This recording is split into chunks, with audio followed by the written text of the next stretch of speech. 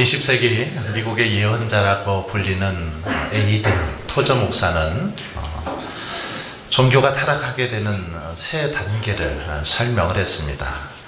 그것은 기계적 단계와 습관적 단계, 부패의 단계다 이렇게 말합니다. 기계적, 습관적인 단계에 있는 사람들은 아무 느낌 없이 종교적인 활동을 반복하더라는 것입니다. 이들은 오랫동안 교회에 출석했기 때문에 너무나 많은 시간 들여왔던 예배며 찬양이기 때문에 그냥 간격 없이 기계적으로 습관적으로 그렇게 예배에 참여하고 예배를 드리더라는 것입니다. 그저 종교적 행위만 반복하는 그런 생활을 하더라는 것입니다. 아무런 감동이나 기대감 없이 성경을 읽고 아무런 기쁨 없이 찬송을 합니다. 설교를 들으면서도 아무런 설레임이나 감동이 없다라는 거죠. 단지 의식적으로 찬송하고 의식적으로 예배를 드리고 설교를 듣는 그런 모습이더라는 겁니다. 몇 년 전이나 지금이나 아무런 성장 없이 예나 지금이나 똑같은 모습으로 그렇게 살아가더라는 것입니다. 더 이상 성장하려는 의지도 기대도 없이 그렇게 기계적으로 교회만 왔다 갔다 하는 신자들, 바로 기계적이고 습관적인 단계에 있는 성도들의 모습이라는 것입니다. 자, 그러다가 이런 모습이 계속적으로 반복이 되어질 때 이제 신앙의 부패와 타락의 단계로 이어지게 되더라는 것입니다. 부패의 단계에 빠집니다. 부패의 단계가 되면 더 이상 회개도 성령의 능력도 모르고 완악하고 강팍한 심령이 되게 됩니다. 그래서 바리새인처럼 자기 의를 드러내기 좋아하고 남을 비판하기 좋아합니다. 자기는 변하지 않으면서 다른 사람이 변해야 된다고, 저 사람 때문이라고 그렇게 비난하고 또 불평하고 원망하기 좋아하더라는 겁니다. 아무리 은혜로운 설교를 듣고 경고의 말씀을 들어도 깨닫지 못하고 회개하지 못합니다. 그러다 결국 그들은 멸망의 구렁텅이에 빠지고 마는 것을 볼 수 있습니다. 여러분, 나이아가라 폭포의 상류는 그저 넓은 호수처럼 보여서 사람들은 그곳에서 뱃놀이를 그렇게 즐겨합니다. 그런데 물이 폭포를 향해서 계속 이렇게 흘러가고 있기 때문에 노를 젓지 않으면 자기들도 모르는 사이에 자꾸만 이 폭포 밑으로 그 배가 이렇게 떨어지게 된다라는 것입니다. 그래서 주 정부에서는 사고를 방지하기 위해서 말뚝을 박고 그리고 붉은 깃발을 띄워놓았습니다. 이것을 3단계에 걸쳐서 그렇게 경고를 했습니다. 1차 경고선까지 오면 노를 저어서 다시 이렇게 상류로 올라가는데 문제가 없습니다. 거기서는 쉽게 노를 저어서 상류로 올라갈 수 있다는 거죠. 그 다음에 두 번째 경고가 나타나는데 만약에 이 두 번째 경고 지점까지 배가 떠내려 왔는데도 가만히 있으면 안 되는 거죠. 여기서 재빨리 이제 노를 저어서 다시금 원래 있었던 곳으로 올라가야 됩니다. 그러기 위해서는 조금 힘이 많이 듭니다. 두 번째 경고를 무시하고 그대로 만약에 지나치다 보면 세 번째 경고 지점에 도달하게 되는데 만약에 세 번째 경고를 넘어서게 되면 이제는 아무리 열심히 노를 저어도 올라갈 수 없게 된다는 겁니다. 그래서 무서운 물살에 휘말려들어서 결국 폭포 밑에 떨어져 죽고 말더라는 것이죠. 그런데 여러분, 이렇게 3차에 걸쳐서 경고하지만 안타깝게도 1년에 서너 명은 꼭 그 경고를 무시하다 죽음을 맞이하게 되더라는 것입니다. 여러분, 하나님께서는 우리에게 여러 가지 방법을 통해서 하나님의 뜻을 드러내시고 또 경고의 메시지를 보내고 있는 것을 볼 수 있습니다. 말씀을 통해서, 자연재해를 통해서 또는 사건, 사고를 통해서 여러 가지 그런 모습들을 통해서 우리에게 하나님의 뜻을 나타내 보이십니다. 하나님께로 속히 돌아올 것을, 하나님만을 바라보고 의지하며 살아갈 것을 말씀하신다라는 겁니다. 하지만 그럼에도 불구하고 듣지를 못합니다.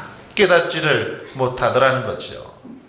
하나님은 어쩌면 하나님의 이런 경고는 마치 우리가 운전할 때 그 신호등을 이렇게 보게 되는데 신호등과 같습니다. 신호등을 어떻게 해야 됩니까? 파란불이 들어오면 그때는 직진할 수 있습니다. 그러나 빨간불이 들어오면 가다가도 멈춰 서야 되는 거죠. 또 중앙선을 침범하지 말라고 한 것은 절대 침범해서는 안 되는 것입니다. 음주운전을 하지 말라고 하면 하지 말아야 되는 거죠. 그럼에도 불구하고 많은 사람들이 이것을 무시합니다. 신호를 무시하고 어떤 표지판의 그 경고등을 무시합니다. 그러다가 사건, 사고가 일어나고 많은 사람의 생명이 그렇게 죽음으로 내몰리고 있는 걸 볼 수 있습니다. 이렇게 여러분 사고 나는 거, 이것은 사인을 주었음에도 불구하고 무시했기 때문에 이런 일들이 벌어지더라는 거죠. 마찬가지로 하나님께서는 말씀을 통해서 우리에게 경고하시고 하나님의 뜻을 드러내 보여주시지만 그럼에도 불구하고 지키지 않고 그 말씀에 따르지 않기 때문에 우리가 많은 어려움을 당하더라는 것입니다. 여러분, 하나님께서는 저와 여러분에게 계속 말씀을 통해 경고하심에도 불구하고 우리는 여전히 깨닫지 못하고 죄악의 늪에 빠져서 살아가고 있지는 않습니까? 말씀을 듣고도 못 들은 척, 알고도 모른 척 그렇게 하나님의 말씀을 무시하며 살아가고 있지는 않습니까? 우리가 진실로 복된 삶을 살길 원한다라면 하나님의 말씀에 귀를 기울여야 합니다. 명하신 대로 따라 살아갈 때 이 땅에서 우리는 복된 삶을 살 수 있는 것입니다. 오늘 본문에 보면 하나님께서는 야곱에게 베델로 올라가라 이렇게 말씀하십니다. 그리고 거기서 제단을 쌓으라 이런 명령을 내립니다. 이때 야곱은 어떻게 합니까? 하나님의 명령대로, 하나님의 말씀대로 베델로 온 가족을 데리고 올라갑니다. 그리고 거기서 하나님께서 명하신 곳에 제단을 쌓습니다. 그럴 때 하나님께서는 그 믿음을 보시고 야곱을 축복해 주시는 것을 볼 수 있습니다. 하나님께서 그의 이름을 야곱에서 이스라엘이라는 이름으로 바꾸어 주십니다. 이 사건을 통해서 바꾸어 주시죠. 복을 주십니다. 그리고 야곱의 순종으로 그는 제2의 인생의 부흥을 경험하며 살아가고 있는 것을 오늘 본문을 통해서 알 수 있습니다. 이 시간에 야곱의 부흥운동이란 제목으로 함께 살펴보면서 은혜를 나누고자 합니다. 여러분, 우리가 야곱처럼 복된 인생을 살아가기 위해서 이 땅에서 복을 누리며 살기 위해서 어떻게 해야 됩니까? 오늘 야곱은 어떻게 하나님의 경고 앞에, 하나님의 말씀 앞에 행동하고 있습니까?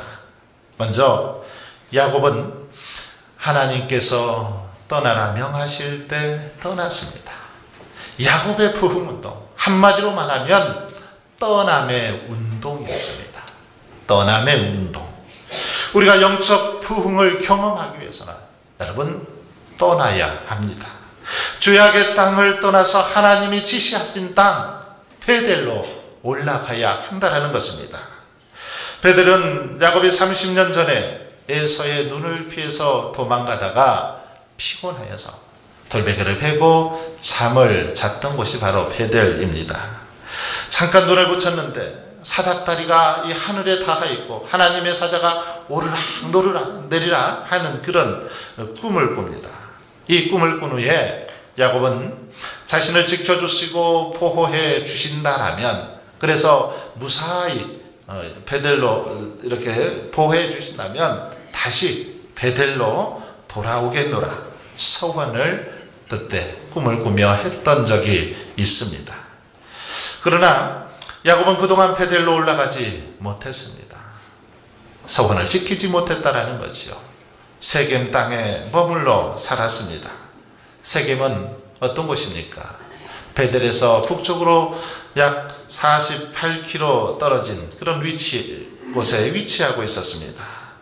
세겜 땅에 머물렀을 때 야곱에게 있어서 그 인생 가운데 가장 슬프고 가장 안타까운 일이 발생합니다. 어떤 일이었습니까? 바로 자기의 딸 디나가 하몰의 아들인 주장 세겜에게 겁탈을 당하는 일이 바로 세겜에서 벌어졌습니다.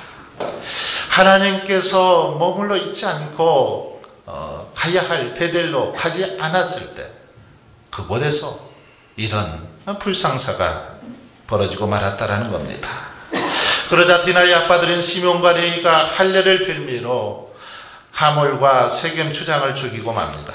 이 일로 인해서 야곱의 가족들은 큰 위험에 빠지는 걸 볼 수 있습니다. 바로 이런 내용이 34장에 기록이 되어 있습니다. 그런데 여러분, 왜 이런 비참한 일, 이런 불행한 일이 벌어진 것입니까? 세겜을 떠나지 않았기 때문입니다.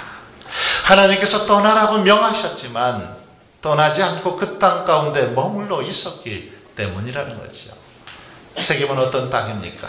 우상과 죄악으로 만연한 땅이 바로 세겜입니다. 바로 그곳에 거했기 때문에 이런 어려움을 당했다라는 것입니다. 34장을 보시면 야곱의 가족들이 우상을 섬겼다, 이런 말씀, 직접적인 말씀은 언급되어 있지는 않습니다. 그러나 오늘 본문을 보시면 그들이 우상을 섬겼다라는 증거가 뚜렷이 오늘 본문에서 증명이 되고 있습니다. 여러분, 금묵자흑이라는 말이 있죠. 먹을 가까이 하면 자신도 모르게 검게 되어진다라는 것입니다. 무엇을 가까이 하느냐에 따라서 그 인생이 그렇게 되어지더라는 겁니다. 그래서 성도들은 가까이 할 것과 멀리 할 것을 늘 구분하며 살아가야 합니다. 이 땅에서 복된 삶을 살기 위해서는 성도들이 멀리 해야 할 것은 멀리하고 가까이 해야 될 것은 가까이 할 때 복된 삶을 살 수 있다는 것입니다. 맹자의 어머니는 맹자를 교육하기 위해서 3번 이사를 했다고 합니다. 맹모 삼천지교라고 하는데 처음에 이 공동묘지 근처에서 살았다고 합니다. 공동묘지 근처에서 살다 보니까 이 아들이 날마다 아이고 이제 가면 언제 오나 뭐 이러면서 늘 곡소리만 하면서 지내더라는 겁니다. 그래서 이러면 안 되겠다 싶어서 이사를 합니다. 어디로 이사를 합니까?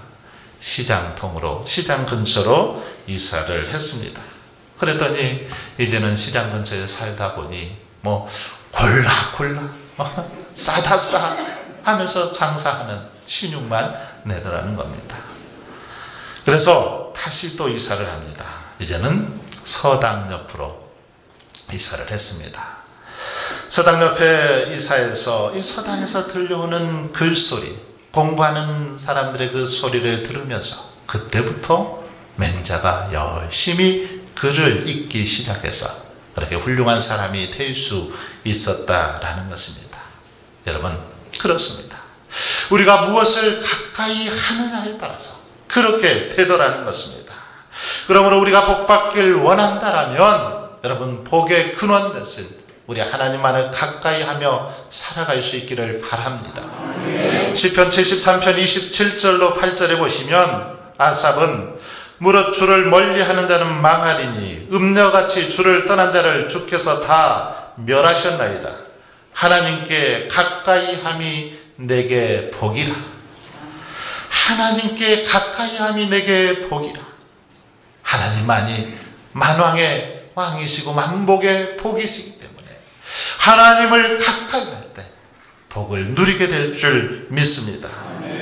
여러분, 저와 여러분이 날마다 때를 따라 도우시는 그 은혜를 누리며 살기를 원하십니까? 그렇다면 은혜의 보좌 앞으로 나아가야 합니다.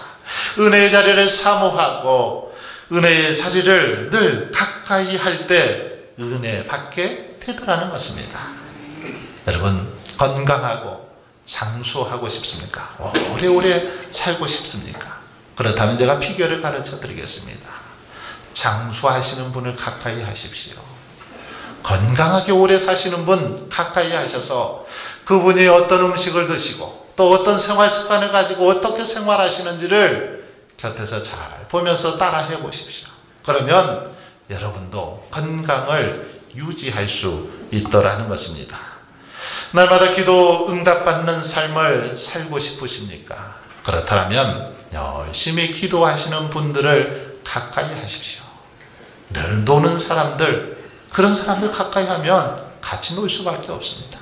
기도하고 말씀을 묵상하고 정말 하나님 앞에 더욱더 겸손히 헌신하고 무릎 꿇기를 좋아하는 그런 사람들을 가까이 할 때 우리의 영성도 우리의 신앙도 그렇게 변해지더라는 것입니다. 인생의 부흥을 경험하고 여러분 복된 인생을 살길 원하십니까? 그렇다면 야곱처럼 바로 죄악의 자리, 우상의 자리인 세겜을 박차고 떠나야 됩니다. 죄악으로 가득한 그 자리를 떠나야 한다는 것입니다. 범죄의 위험이 도사리고 있는 자리를 멀리해야 된다는 것입니다. 죄악의 자리를 멀리하고 그리고 이제는 어떻게 해야 됩니까? 은혜의 보좌 하나님이 가까이 계시는 그 자리로 나아가야 합니다. 그럴 때 우리는 하나님께서 베푸시는 은혜와 축복을 누리게 될 줄 믿습니다. 두 번째로 야곱의 부흥운동은 여러분 예배운동이다 이렇게 말할 수 있습니다. 하나님은 예배하는 자들을 찾으시고 예배하는 자들을 기뻐하시는 것을 볼 수 있습니다. 예배하는 자들에게 오늘도 하나님께서는 예배 시간에 놀라운 은혜, 놀라운 능력, 놀라운 축복을 예배 시간에 베풀어 주시더라는 겁니다. 예배를 소홀히 하는 자는 결탄코 그러기에 복을 받을 수 없습니다. 엘리의 두 아들 홈리와 비느하스, 그들은 예배를 무시했습니다. 제사를 멸시했기 때문에 그들은 죽게 되었고 불행을 초래하게 되었다라는 것입니다. 어려움에 처한 야곱에게 복을 주시기 위해서 오늘 하나님께서 주시는 처방, 그것은 무엇입니까? 바로 베델에 올라가서 이제 베델에 올라가서 거기서 제단을 쌓으라. 이것이 하나님께서 야곱에게 주시는 처방입니다. 야곱의 가정이, 야곱의 인생이 다시금 복된 삶을 살기 위해서는 이제 베델로 올라가서 거기서 제단을 쌓으라. 이것이 하나님의 처방이었다라는 것입니다. 그렇습니다. 아브라함, 이삭, 야곱 믿음의 사람들은 늘 어디로 가든지 무엇을 하든 제일 먼저 하나님 앞에 제단을 쌓았습니다. 하나님을 예배했다라는 거죠. 예배를 삶의 최우선순위에 두며 살았습니다. 그랬을 때 하나님께서 저들의 삶을 축복해 주셨습니다. 여러분 복을 받길 원하십니까? 그렇다면 제일 먼저 예배에 헌신하고 집중할 수 있기를 바랍니다. 신령과 진정으로 우리가 하나님 앞에 예배할 때 예배의 시간을 통해서 하나님께서 여러분의 삶을 축복해 주실 줄 믿습니다. 정말로 우리가 하나님의 큰 복을 누리길 원한다면 1년 12달 52주 정말 한 주도 빠뜨리지 말고 매 예배 시간마다 정성을 다해서 참으로 지키고 또 사모함으로 참석할 수 있기를 바랍니다. 이 핑계, 첫 핑계 되기 시작하면 언제 예배 드리겠습니까?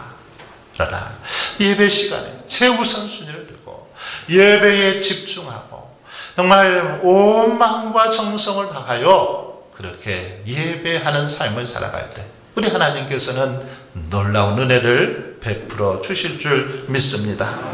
특별히 시간을 여러분 잘 지켜주시기를 바랍니다. 그냥 헐레벌떡 시간이 다 돼서 오시는 것이 아니라 적어도 10분 전에 오셔서 미리 기도로 준비하고 또 함께 찬양하면서 그날 주실 말씀을 생각하면서 묵상해야 됩니다. 그리고 마음과 정성을 다하여 찬양해야 합니다.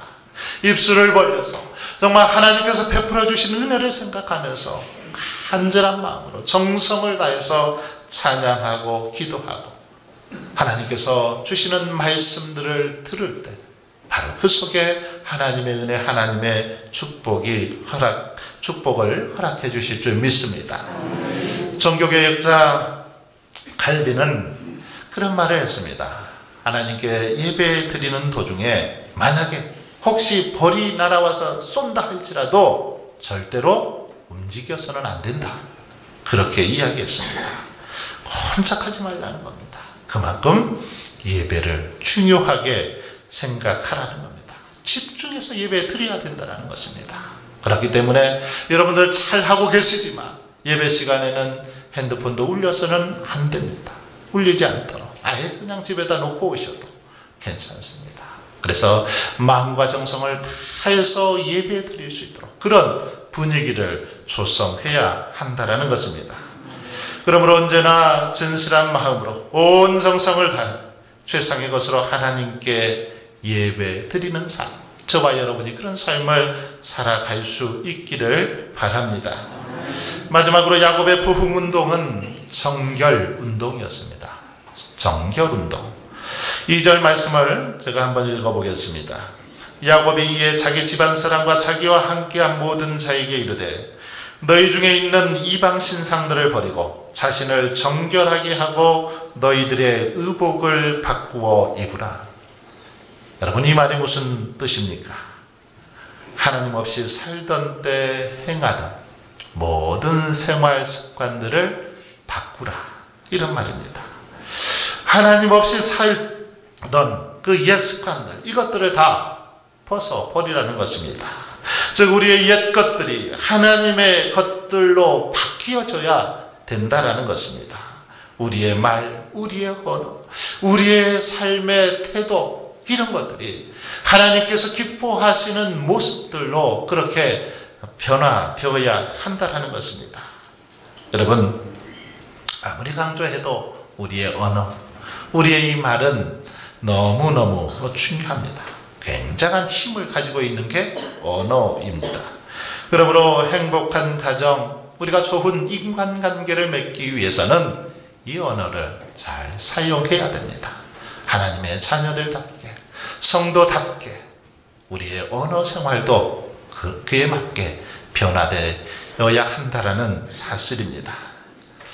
바로 이런 언어들이 우리 안에서 잘못되어지면 이것 때문에 상처가 되고 이것 때문에 관계가 깨어지고 어려움을 당하는 경우 얼마나 많이 있습니까? 바로 이런 것들로부터 바뀌어져야 됩니다.